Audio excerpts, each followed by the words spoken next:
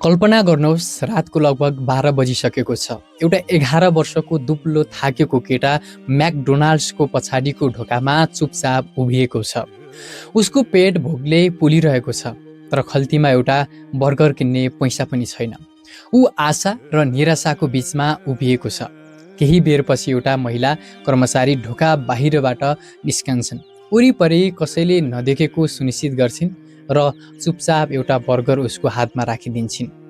त्यो बर्गर केवल खाना थिएन, त्यो एउटा भोको बच्चाको आशा थियो। त्यही बच्चा पछि संसारकै महान फुटबल खेलाडी मध्ये एक बन्यो। करोडौं डलर कमाएपछि पनि उसले त्यो बर्गर र त्यो महिला कहिल्यै बिर्सेन। आजको कथा हो क्रिस्टियानो रोनाल्डोको जीवनको एउटा यस्तो अध्याय जसले देखाउँछ कि सानो दयाले पनि कसैको भविष्य बदल्न सक्छ। आज हामी रोनाल्डोलाई आलिशान घर, महँगा कार, निजी जेट र करोडौं प्रशंसकका बीचमा देख्छौँ। तर उनको जीवनको सुरुवात यति कठिन थियो कि धेरैले कल्पना पनि गर्न सक्दैनन्।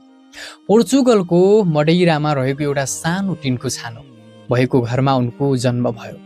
उनका बुबा डेनिस एभेइरो एउटा सानो फुटबल क्लबका किटम्यान र माली थिए। उनले धेरै मेहनत गर्थे, तर रक्सीको लतले परिवारलाई झन कठिन अवस्थामा पुर्याएको थियो। उनकी आमा डोलोरेसले अरूको घरमा खाना पकाउने र सफा गर्ने काम गरेर 4 सन्तानको पेट पाल्थिन्। घरमा कहिले पर्याप्त पैसा हुँदैन थियो, कहिलेकाहीँ सबैले पेटभरि खाना खान पनि पाउँदैनथे। गरिबी यति चरम थियो कि पछि डोलोरेसले आफ्नो आत्मकथामा भनेका छिन्, रोनाल्डो गर्भमा हुँदा उनलाई जन्म नदिने सोच समेत बनाएको स्वीकार गरेकी थिइन्। तर जीवनले उनको लागि अर्कै योजना बनाइरहेको थियो। बाल्यकालदेखि नै रोनाल्डोको सपना एउटा मात्र थियो, फुटबल। उनीसँग नयाँ लुगा थिएनन्, खेलौना थिएनन्, आफ्नै कोठा पनि थिएन। दाजुभाइ दिदीबहिनीहरू एउटा सानो कोठामा सुत्थे, तर गरिबीले उनको सपना चोर्न सकेन।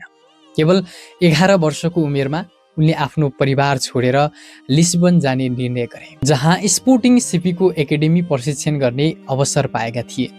त्यो उमेरमा धेरै बच्चाहरू आमा बुबाको साथ खोजिरहेका हुन्छन्, तर रोनाल्डो भने आफ्नो भविष्यको खोजीमा एक्लै नयाँ सहर पुगे। दिनभर कठोर प्रशिक्षण हुन्थ्यो, राति परिवारको यादले मन भारी हुन्थ्यो, र त्यसैमाथि अर्को ठुलो समस्या थियो, भोक।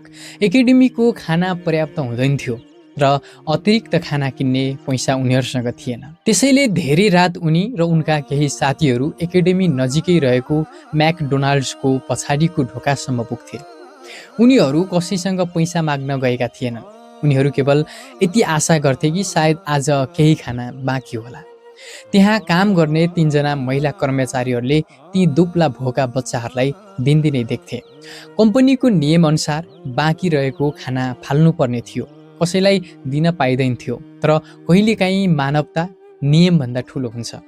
ती महिलाहरूले नियमको डरभन्दा ती बच्चाहरूको भोकलाई ठुलो ठाने। उनीहरूले बाँकी रहेका बर्गरहरू लुकाएर रोनाल्डो र उनका साथीहरूलाई दिन थाले।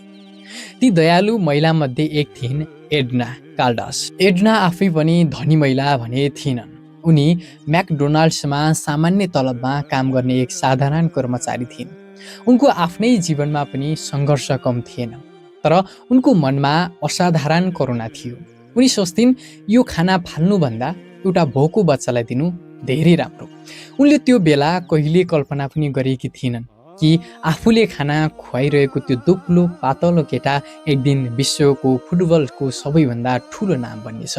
उनले केवल एउटा भोको बच्चालाई मानवताको सानो उपहार दिएकी थिइनन्, तर त्यो सानो उपहारले रोनाल्डोको मनमा जीवनभर मेटिन नसक्ने छाप छोड्यो। वर्षहरू बित्दै गए, रोनाल्डोको प्रतिभाले उनलाई विश्व फुटबलको शिखरसम्म पुर्यायो।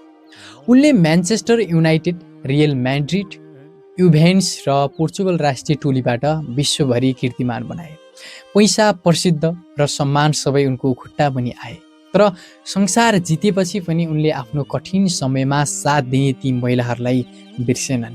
विशेष गरी एड्नालाई सन् 2019मा एउटा टेलिभिजन अन्तर्वार्तामा उनले भावुक हुँदै भने, म ती महिलाहरूलाई खोजिरहेको छु, विशेष गरी एड्नालाई।